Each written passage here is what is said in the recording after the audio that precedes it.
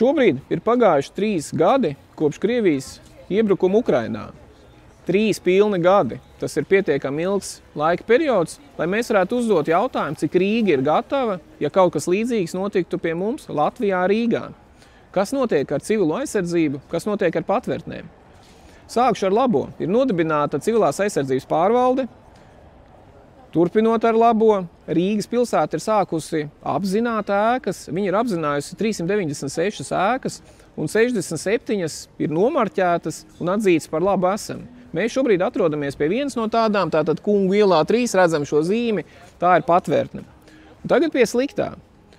Neskatoties, ka mums ir 67 ēkas, kas ir atzītas par labām, īstenībā tas ir domāts 5–10% rīdznieku. Tātad rīdznieki tikai 10% būs tie, kas varēs paglābties gadījumā, ja šeit sāks krist bumbas.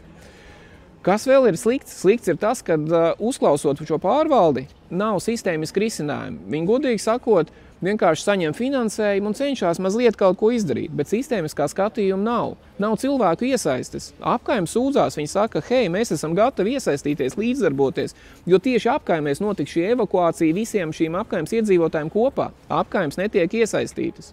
Un vēl nav radīts burkāns tam, lai atbrīvot pagrabus. Ir ļoti daudz privātās mājas, kuru pagrabi ir aizpildīti, bet tas izmaksā naudu.